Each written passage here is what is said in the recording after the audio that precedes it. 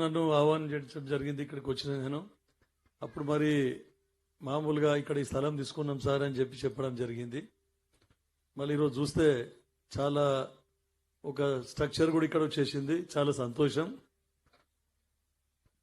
Sir చెప్పినట్టు ఇప్పుడు విశ్వాసం, మీ బైబిల్లో ఇప్పుడు చెప్పినటువంటి యేసు ప్రభు చెప్పిన విశ్వాసం, అది ఉంటే ఎంత మట్టుకైనా పోగలుగుతాం. మనము ఇంతకుముందు అంటే మనం వీక్ అని చెప్పారు కదా, మనం ఇప్పుడు బలహీనులం అని చెప్పినారు.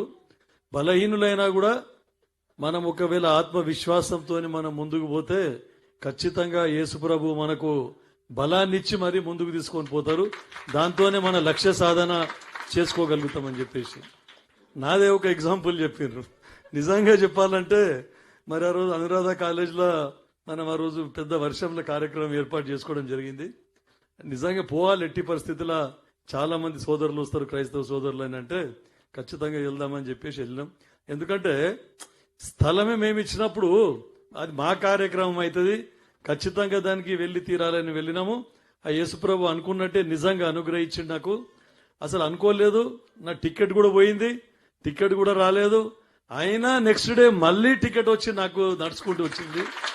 మీ అందరి ఆశీర్వాదంతో ఈరోజు గెలవడం జరిగింది. ఎందుకంటే నేను కరెక్ట్ టైంకి వచ్చినట్టున్నది. విశ్వాసం గురించి మరీ మరీ చెప్తా ఉన్నారు, ఆ టైంకి వచ్చిన నేను. కాబట్టి అది నిజంగా కూడా విశ్వాసం ఉంటే, ఆత్మవిశ్వాసం ఉంటే ఖచ్చితంగా ముందుకు పోగలుగుతాం. ఒక ఎగ్జాంపుల్ పరీక్షల నుంచి తీసుకోండి. మనం ఎప్పుడు కూడా ఒక పెద్ద టార్గెట్ పెట్టుకుంటే ఆటోమేటిక్గా మనము అన్ని టార్గెట్ని సాధించుకోగలుగుతాం భగవద్ అనుగ్రహంతోనే, ప్రభు అనుగ్రహంతోని. అందుకని ఇక ఎక్కువ చెప్పకుండా, నాకు వచ్చినప్పుడు నాకు లాస్ట్ టైం కూడా అడిగినారు, నాకు సార్ మాకు అక్కడ ఉన్నప్పుడు కూడా అడిగినారు, సార్ మాకు ఒక ఏదైనా ఒక దీని స్ట్రక్చర్ గురించి ఇవ్వమని. ఇన్ని రోజులకు నాకు కూడా నా చేతిలో ఏం లేకుండింది. ఇన్ని రోజులకు ఎమ్మెల్యేలకి 2 సంవత్సరాల తర్వాత మాకు ఫండ్స్ ఇచ్చిండ్రు. ఎందుకంటే పోయిన ప్రభుత్వం అన్ని అప్పులు చేసిపోతే అసలు మాకు ఎవరికి ఎమ్మెల్యేలకు కూడా సపరేట్ ఫండ్స్ అనేది లేకుండే. ఒక 1 మంత్ బ్యాక్ మాకు అందరికీ ఒక 5 కోట్ల రూపాయలు ఇచ్చిండ్రు.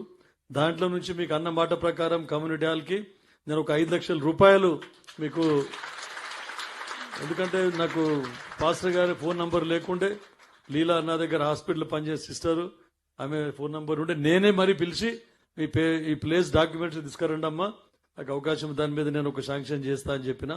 కాబట్టి భగవంతుడు ఇప్పటికీ, యేసుప్రభు ఇప్పటికీ మనకు ఆయన కృపతోనే ఈరోజు మనకు ఫండ్స్ రావడం జరిగింది.